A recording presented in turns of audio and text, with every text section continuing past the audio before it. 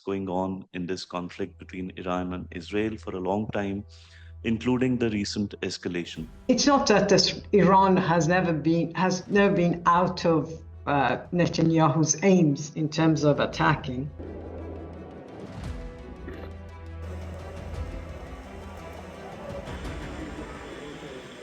How stable is this regime in Iran right now, given the beating from all accounts that it has taken, the so-called taking out of their nuclear installations? But UAE media is saying no, nothing was really damaged. It was like a fixed match. You fire a few missiles, we'll pretend to fire a few. What are you hearing on the ground from Iran? Government. There's a lot of competition between corrupt factions within this government. And so it has a lot of internal problems. Or is this something else? Is this related to Trump or whatever else is there that we don't know? I don't think Trump's support for Israel had changed at all. It was solid.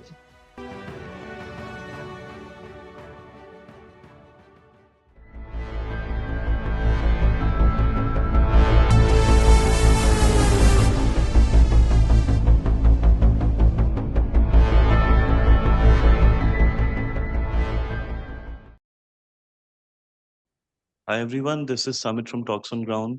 So today is a very significant day with a confirmed ceasefire between Iran and Israel to discuss what's happening, what's going on behind the scenes, and also to get an understanding from a Iranian but not a Iranian perspective. Uh, I have someone really special, Yasamine Mather. I hope that I got that right. Um, and she's going to unlock a lot of interesting facts about what's happening in Iran and also in terms of what's going on in this conflict between Iran and Israel for a long time, including the recent escalation. So, welcome me in joining Yassamine. Yassamine, good morning to you and welcome to Talks on Ground. Thank you very much for inviting me. Thanks. Right. So, just so that my audience is aware of, your background, can you just brief us on a little bit about yourself? I was born in Iran. I went to, I lived in Iran my childhood, my youth. Then I was a student in the UK. I went back to Iran. I'm editor of an academic journal in UK, acting editor of Critique, and I work in the University of Oxford in a non-social science, non-history department. Great. So, from what I understand, you have a very interesting view where you are not really, uh, you're not going to be, you're not supportive of the mullah regime in Iran. But at the same time, you also take a position which is slightly anti-West in terms of their interference in the conflict. And I think that's a great segue to start our conversation by asking you about how do you see this current escalation and why now? Is this a remnant of what happened on October 7th, 2023? Or is this something else? Is this related to Trump or whatever else is there that we don't know?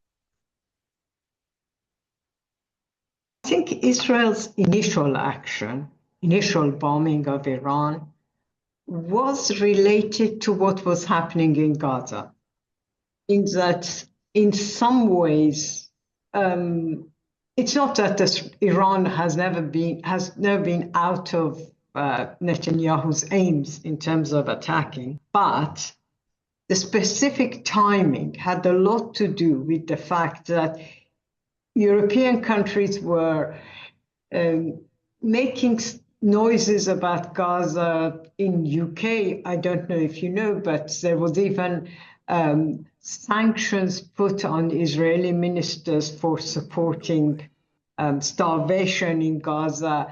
So the mood was changing in Europe. I don't think Trump's support for Israel had changed at all. It was solid. But I think in Europe, the mood was changing. And I think for Israel, it was a good opportunity to go to where it always wanted to go, which was to attack Iran, right? So a combination of these factors. Now, there is also the issue of Trump promoting some kind of negotiations with Iran. As far as I can tell, despite Trump's claims that we're doing very well and all the rest of it, those negotiations weren't getting very far. But Netanyahu was worried about those negotiations as well. What if they led to something? Now, of course, inside Iran, people are saying, oh, they were fooling us. It was always Trump and Netanyahu were in this together and they were fooling us with the negotiations. I don't know. I wasn't privy to the secrets. So, yeah. Right. So, one thing that I am a bit curious about is uh,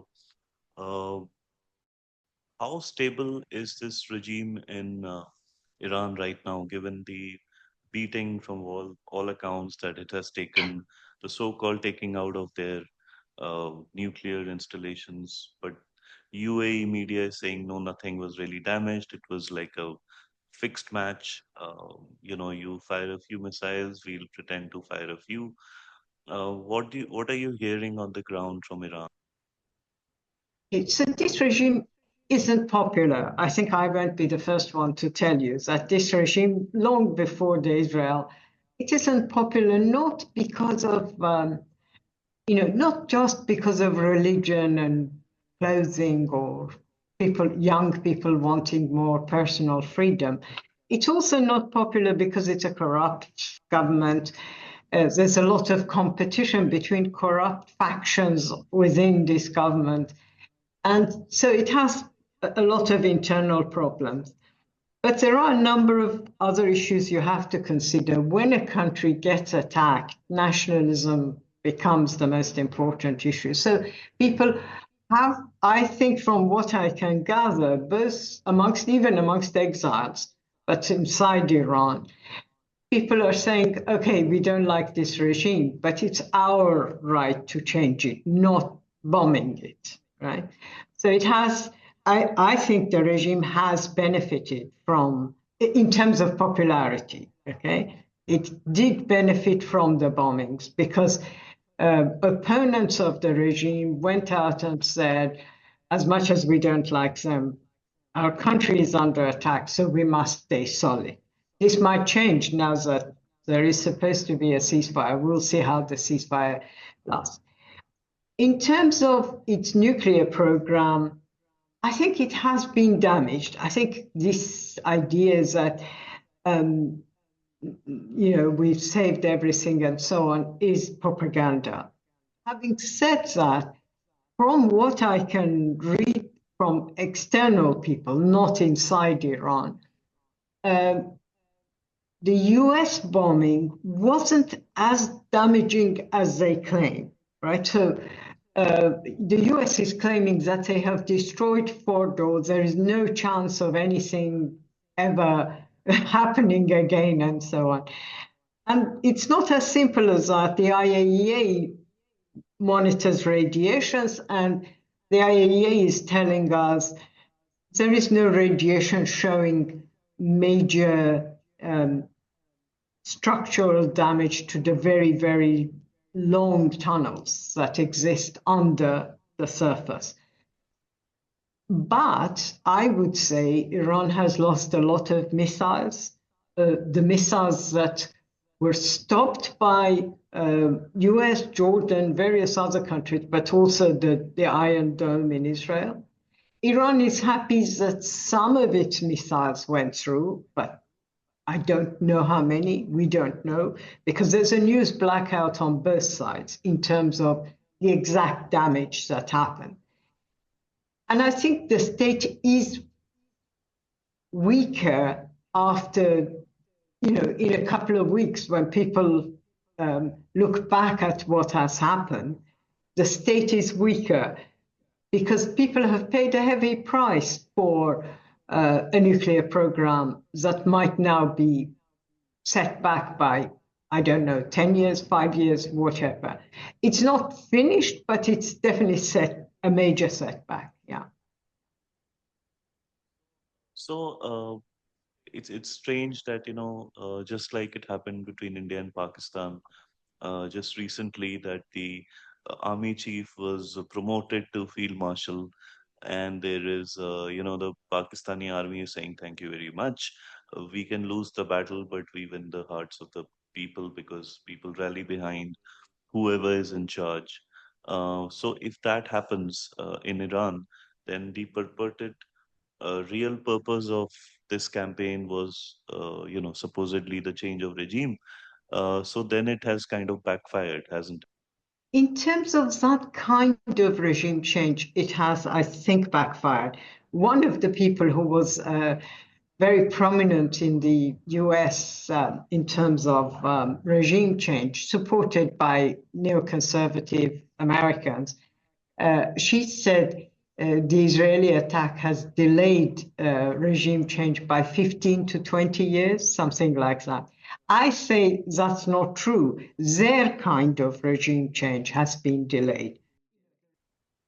You were saying that the Yeah, Iranian I think regime. regime change has been delayed and it will be different in that hopefully it will be from below. It won't be by US or Israel.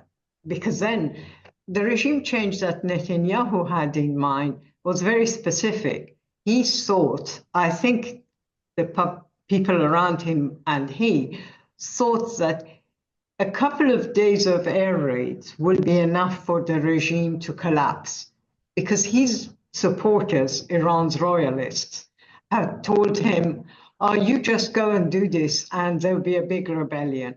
None of this happened. As you rightly said about Pakistan, it's inevitable that when you have military operation, people become very defensive of their country.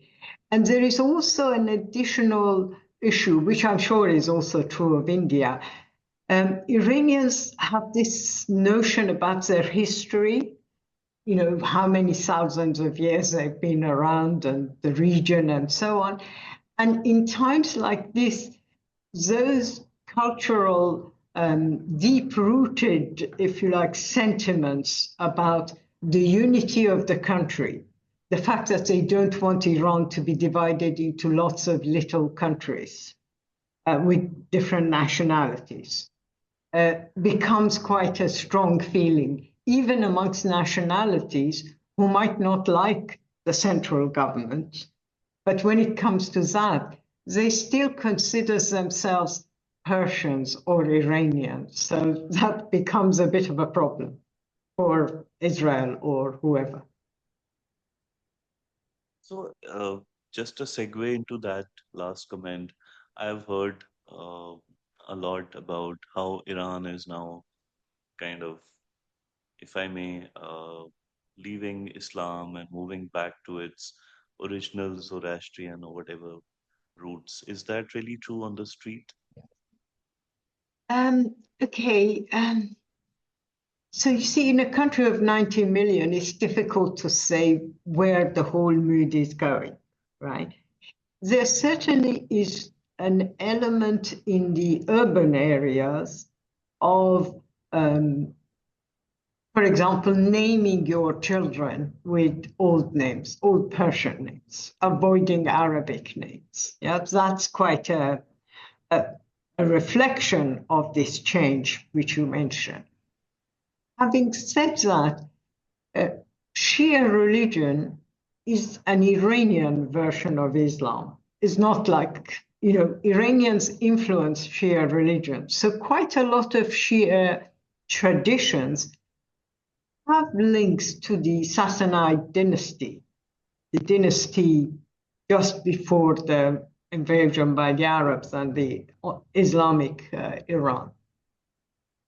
As a result of this, you have to wonder where the line is drawn between the Iranian version of Islam and Zoroastrian and the Sassanid Empire and so on. It's certainly true that a lot of people, in terms of poetry, in terms of culture, are promoting poets, writers who are, if you like, who wrote about the nostalgia of the Persian Empire, like Ferdowsi did, or poets like him. You know, that has become quite strong. Having said that, I would still argue there are people who might not like the government, but are still considering themselves Shia, and that's an issue as well. Right. And are there a lot of these militant groups that can kind of fill the vacuum if there is a weakening of the authority right now? Do you see that as a concern or something somebody will want to fuel maybe as a fault line? Yeah. Okay. So I think you have to think that there isn't. I mean, the Islamic government has weakened over decades the left, the liberals, the nationalists, even reformists within their own ranks. So if you remember 2009, there was this big movement of reformists within their own rank. They have weakened them. Pezeshkian, the current president, might be considered a reformist, but he's a different kind of reformist to 2009. He doesn't want to challenge much and goes along with the existing system. I wouldn't say there are large number of militant groups that are in a position to overthrow the Islamic Republic. And in fact, it's the divisions amongst the opposition, the fact that there isn't, if you like, a ready-made government in waiting. There isn't a viable opposition that is united and organized, because unity is one thing, being organized is a different matter. The absence of all of these factors means that regime change was impossible, in my opinion, from Israel's attacks, but it's still not imminent. This doesn't mean that people who, for example, you have lots of people who have great difficulties. There is, Iran has huge number of universities. There are graduates who come out of these universities. Most of them can't find jobs relevant to their education. So they are taxi drivers, they're doing two, three jobs at the same time. These are potential opponents of the regime, not only because of the economic difficulties they face, but also because then the state tries to intervene in their private life. If they are women, the state was trying, although it softened its line, but was trying to tell them you have to wear a headscarf. If they are young men and young women, the state telling them you can't mix together in a party. We can come and raid your party. So there's both economic issues, social issues, political issues. The regime is tolerant if people write something, if they say something, but as soon as they organize, they are hit, right? So it is true that, for example, the publication of books in Iran is now growing considerably, and the censors let most books out. I see translation of left, right, center books being passed through the ministry. But it's different if you then start to create a group, a political group, a political voice. Then you will get hit. And all of this means that opposition will not go away, whatever happens. For ordinary people, there is an additional issue. Sanctions have impoverished the country, right? Now, we were told you have to tolerate sanctions because it's important we are building a nuclear Iran. Not a weapons grade one, but nuclear is important and so on. Of course, now people will say, well, we've suffered decades of these sanctions, especially the last 10 years, 5 years have been worse. And the last 10 years weren't good. So we've suffered all these sanctions and it has been seriously damaged. You can't deny that. So what was the benefit of that? In addition, all this nuclear program threatened our safety because we were attacked. So yes, it's. I think long term, the government will have a lot to answer. So you talked of economic difficulties also, and now there have been a lot of bombing of oil fields and so on. Of course, there's this Iran-China deal which has given some relief. Of course, Russia as well. Uh, but do you think this is the more the economy goes down, the more the fissures will start to develop? Or do you think the Iranian regime right now has the ability and the, let's say, the flexibility to drop their anti-American and anti-Israel stance? Can they pivot and survive, or do you think they're really ideological in that sense? It'd be difficult for them to drop the rhetoric, right? Because they will lose face, they will lose support. The question will remain, what do they agree to in secret? Because we don't know what they would agree to. My guess is that they will agree to a form of negotiations in terms of the nuclear industry in order to survive, because they know they are weakened, they know there is an issue, so they will try and survive. And in order to survive, they are likely to go into some form of discussion. They will lose face with some people, but they can keep their own base, and that's important for them. So that's one possibility. In terms of the nuclear program, impossible to say because we are getting, as you mentioned yourself, we are getting completely contradictory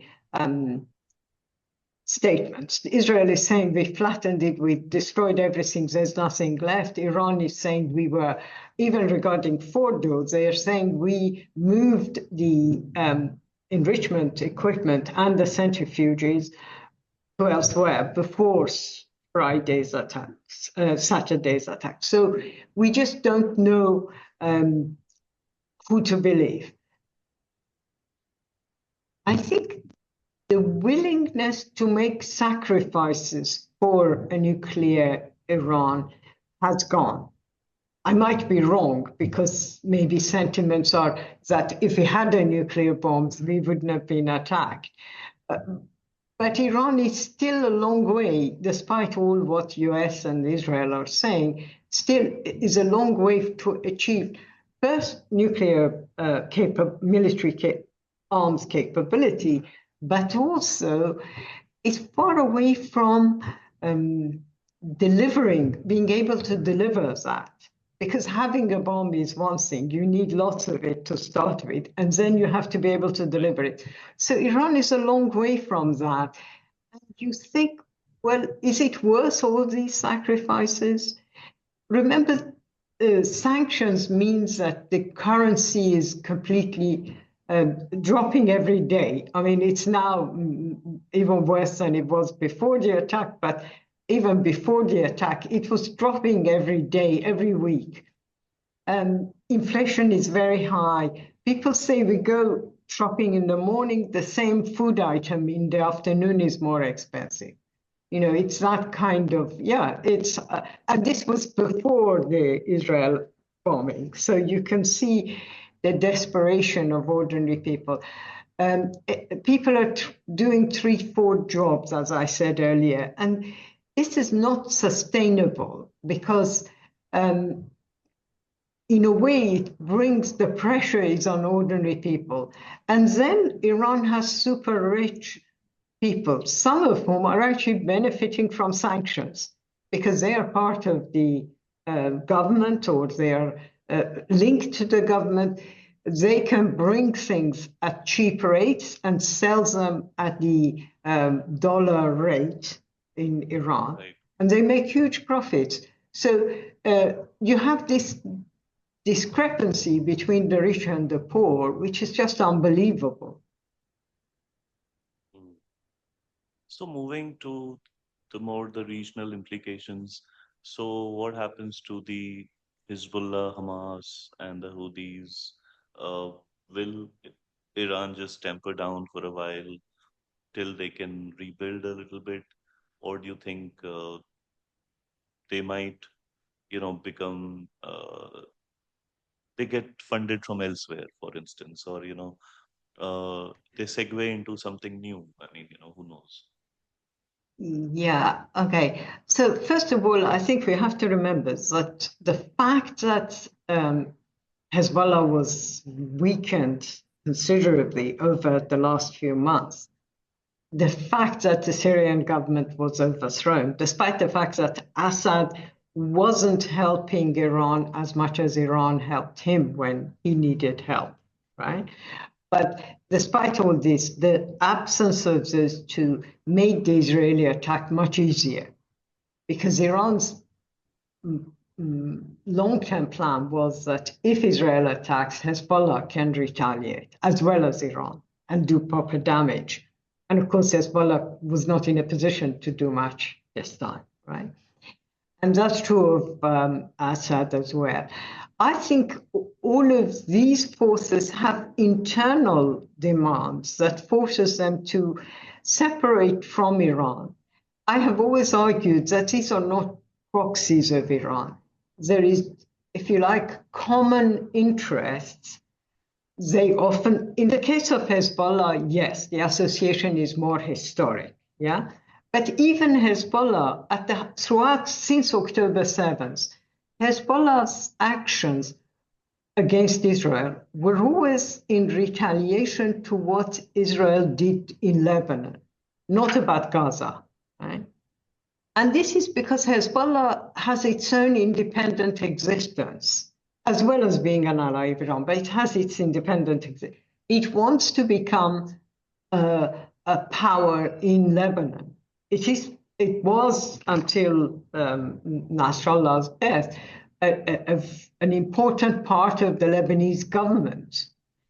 And Right. its ambitions are to do with Lebanon itself, right?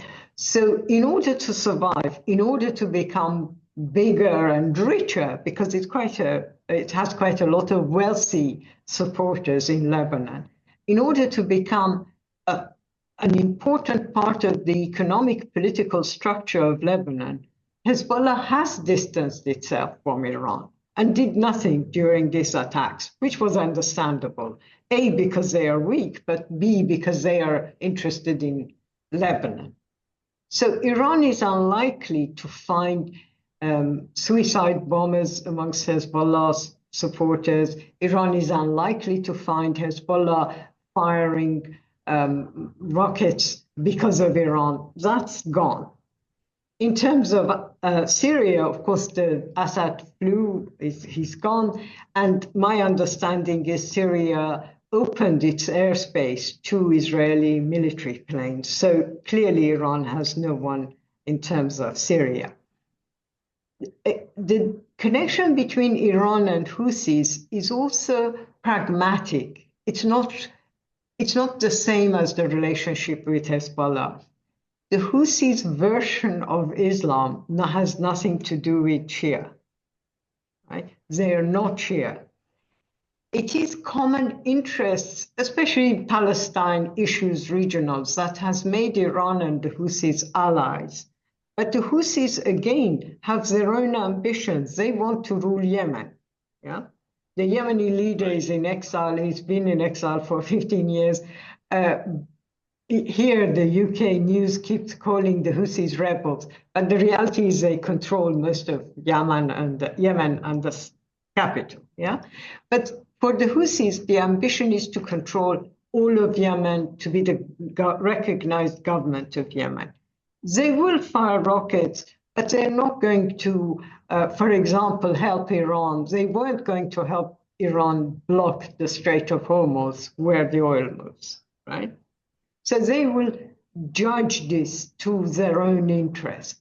And in those circumstances, Iran hasn't got many allies that can militarily get involved.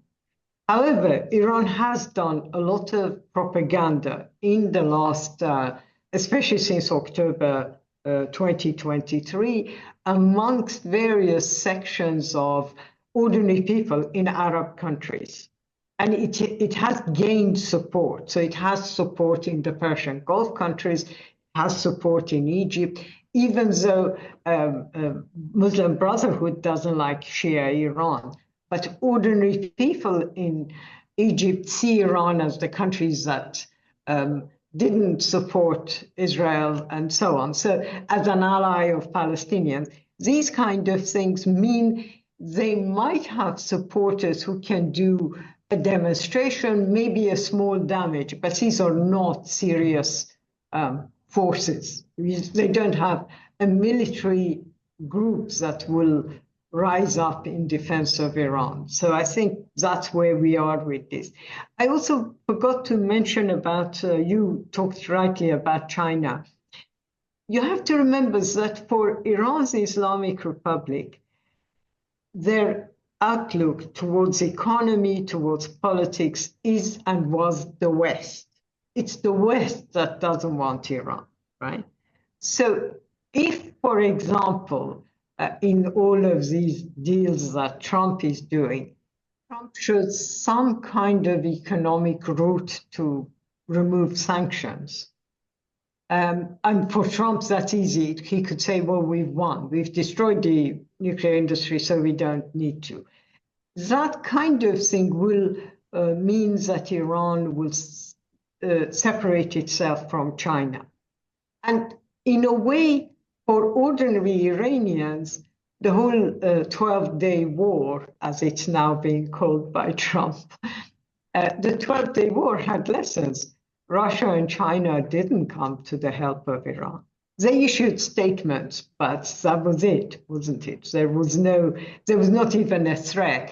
And remember that for China, in its ambitions in terms of becoming a world economic power, the issue is far more getting cheap oil from Iran, using Iran in the Belt and Road in order to improve its economic situation. China is not going to risk confrontation because of Iran. China has other ambitions, and those ambitions dominate what it will do. Right.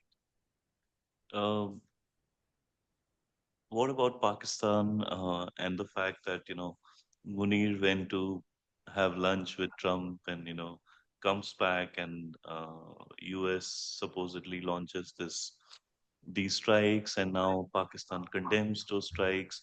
And I've heard they're saying we're going to withdraw our nomination of Donald Trump for the Nobel Prize. Maybe that's a rumor on social media. I don't know. But that's a very funny, geopolitically funny situation, but also a situation that could be dangerous for Pakistan. Do you think Pakistan right now would be considered as an enemy by Iranians given what has happened, or do you think it can be managed by rhetoric? Okay, so as you probably know, Pakistan and Iran have had very tortuous relations. So they've had a lot of infighting. There's been a lot of they were definitely rivals in terms of Afghanistan. Right now, Pakistan has, I would say, more leeway in Afghanistan. Iran has lost that one in some ways because the Dari population of Afghanistan is not in power. and Iran has lost on that. I would assume that, again, in terms of, I heard some comments by the Pakistani leaders supporting Iran against Israel and so on. But yet again, we don't see any, and I'm sure ordinary feelings amongst ordinary Pakistanis is Iran is Muslim, so we support it. But you don't see any practical reflection of Pakistani support for Iran. And my guess is that this will remain the same. A, because they are rivals. In some ways, they're rivals. They're rivals in terms of Afghanistan. They're rivals. They are at the opposite side of each other regarding Baluchistan, which is a province between Iran, Afghanistan, and Pakistan. So they're not going to be best friends. And I don't think anyone in Iran will rely on Pakistan as an ally. However, when you're down, like Iran was down last week, and you have no allies, of course, any statement is better than nothing. But I don't see it becoming more. However, having said that, let me add that in UK, I come across a lot of Pakistanis who have sympathy for Iran. But I think that's more sentiments rather than having really thought out what does it mean, because their politics are all over the place. They are supporters of various different groups, and yet they seem to have some kind of sympathy for Iran.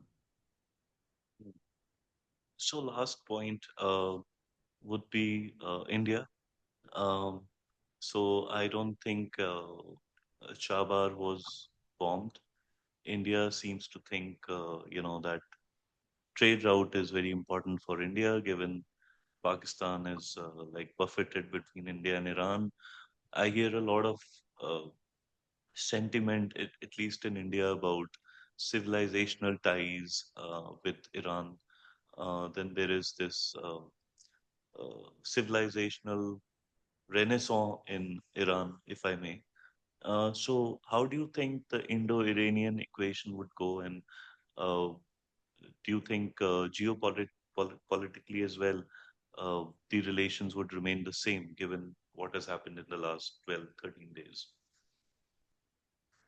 I think the initial reaction will be that it's a cooling down because of what has happened, right? And of course, that's inevitable. But as you say, I think these relations have a far longer history. And it's in the history that people go back to. I mean, immediate reactions to events such as bombing or war and so on have a very short lifespan. People return to where their instincts are in many ways, and those instincts will strengthen that. I think that if, for example, sanctions are removed, and if Iranian youth can do the jobs they want to do, Iran can become a very strong tech country. It already has unprecedented number of technology aware and terms that are under suppression because of both the state but also sanctions. So in those areas, there can be a lot more cooperation that can benefit both countries. But all of that depends on what happens next in many ways. No country, including India, and here I would say including China, didn't want to risk breaking sanctions against Iran because the penalties the US was putting was very high. And Chinese banks got hit. I think one Indian company got hit as well by sanctions, penalties for sanction busting. So no one would have wanted to do that.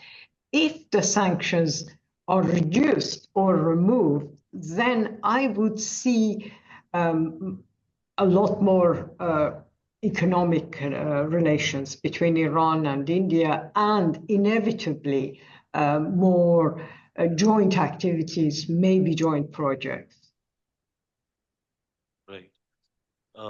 Absolutely. And I think uh, I'm no expert on Middle East, so I'm really learning here. And this was a great conversation. I would like to have many more because this is an evolving situation. Uh, any last words on what do you think will happen in the next near term, given that this is like a popcorn geopolitical time? Um, well, I certainly hope this ceasefire lasts, partly because I am aware of the suffering of ordinary Iranians, and it really has been a very difficult time. And of course, Israelis were killed as well, so inevitably, I don't want death in either of the two countries. Um, but I think we are in a very dangerous situation. So another conflict, military conflict, can happen again between Iran.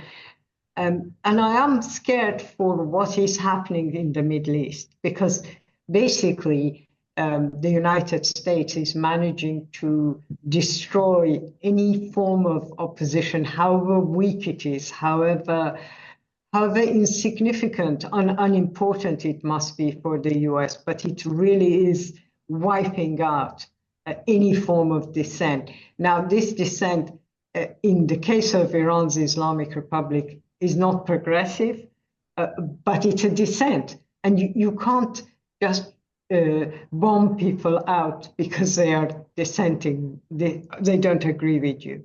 So that would be my wish for the Middle East and for the region, which would obviously affect India as well. Right. So on that note, thank you so much, Yasmin. And for the viewers, please comment, like, and subscribe, and also send in your questions if you have for Yasmin, and we'll try and get some answers.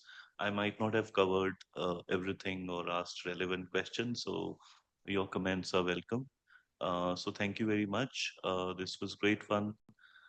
This is Samit from Talks on Ground. Thank you very much.